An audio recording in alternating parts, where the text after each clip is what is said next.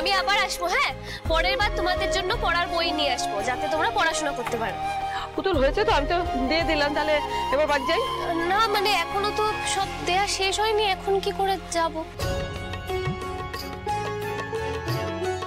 আপনাদের অনেক দয়া মা, আমাদের ছেলে মেয়েদের জন্য এত কিছু নিয়ে এলে। অনেক বড় মন না হলে হয়। ঠাকুর তোমাদের মঙ্গল করুন মা, তোমাদের ভালো হোক মা। আরে মরণ তাড়াতাড়ি শেষ কর না, বাড়ি চ। আমি বলে প্রাণ হাতে করে নিয়ে দাঁড়িয়ে আছি। সেটা আর কতক্ষণ চলবে কে জানে। আবুল, কি কেসে এখানে এত ভিড় কেন? ওখানে শুটিং ফুটিং হচ্ছে নাকি? আরে ওখানে তো এনজিওর মালগুলো এসেছে। সপনাস, পরিতোষ, গেঁড়া, হাবুল সালারে এখনই এসে মরল। পরিতোষ, চল তো এই এনজিওর মালগুলোকে একটু শাঁসিয়ে আসি। এই এদের জন্য বাচ্চাগুলো সিয়ানা হয়ে গেছে, ভিক্ষে করে ভালো করে তোলা দিচ্ছে না।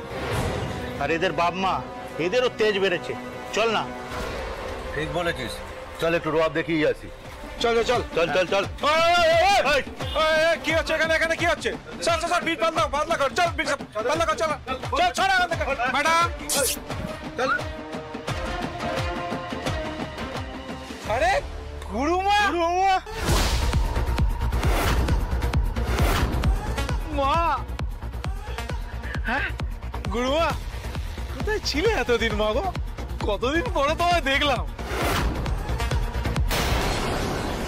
হ্যাঁ, কদিনের কাজ আছে বলে চলেই গেলে, আর তো এ মুখও হলেই না। এসব কি করছো গুরুমা? এসব ভিখারির বাচ্চার পেছনে টাকা ওড়াচ্ছ? এসব তো আগে দেখিনি। এসব কি গয়নাগাটি, সাজুগুজু বড় দাম মেরেছো নাকি?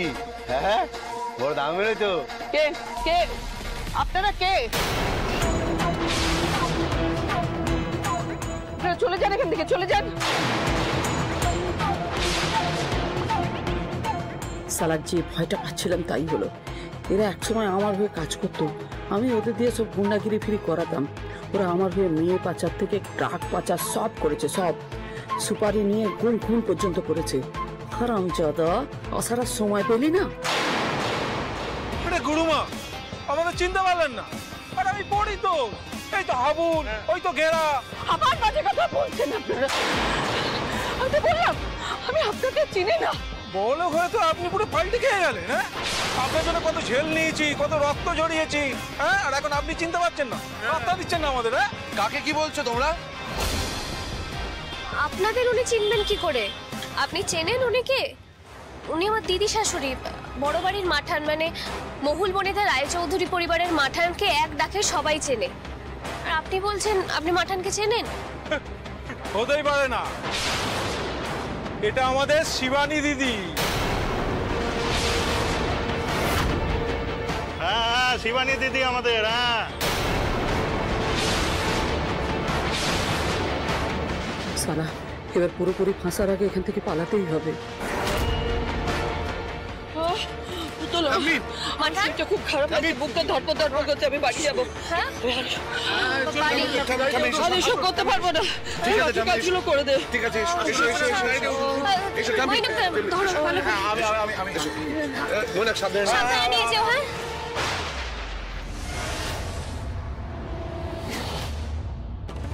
মাঠানো কি সত্যি শরীর খারাপ? দেখে মনে হলো যেন পালিয়ে গেল। আবুল, আজব তো, রোকড়া হয়ে গেছে বলে তো শিবানী তো আমাদের পাত্তা দিল না রে। হ্যাঁ তাই তো দেখছি। চল চল।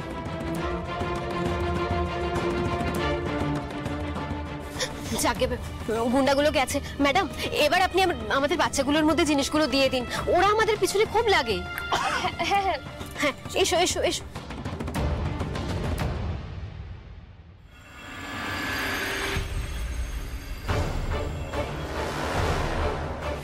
গুরুমা, কোথায় ছিলে এতদিন মা গো? কতদিন পরে তোমায় দেখলাম। এটা আমাদের শিবানী দিদি।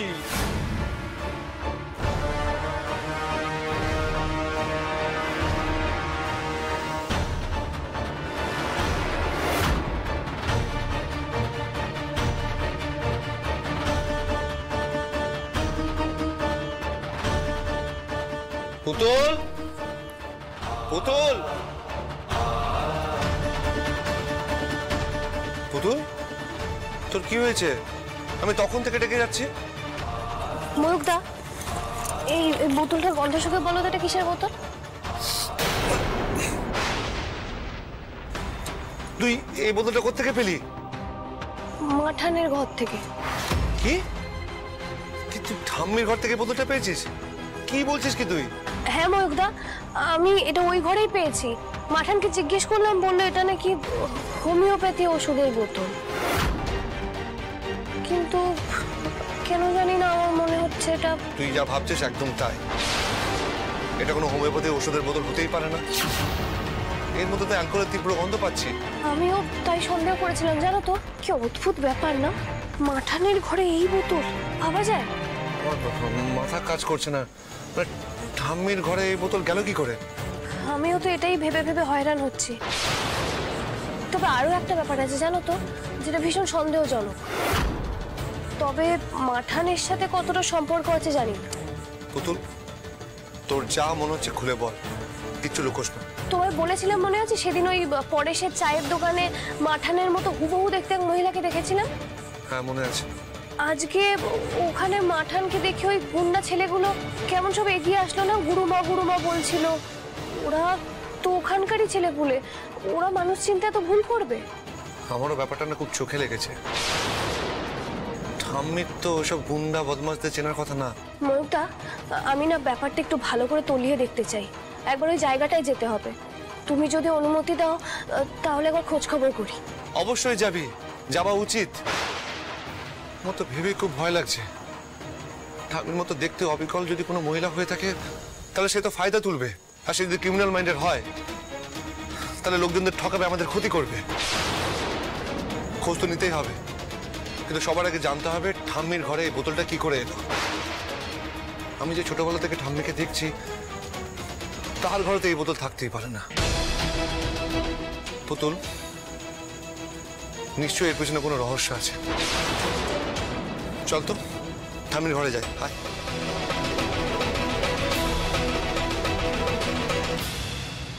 কি তোমার মাথায় কি আছে গো? গোবর? গোবর? হ্যাঁ, ওর মতো মাথায় গোবর আছে?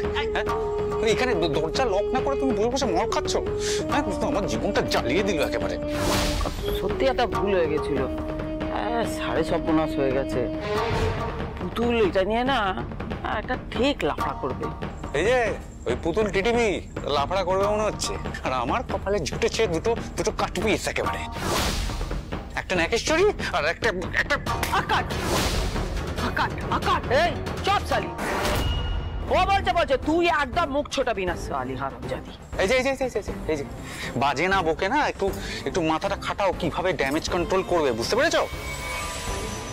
আজকেই তোমাকে কেস খেতে হলো। তোমার এই গুন্ডাগুলো, ওই গুরুমাগুলো একেবারে পায়ে পড়ে গিয়ে পুরো কেসটা কেঁচড়ে দিল।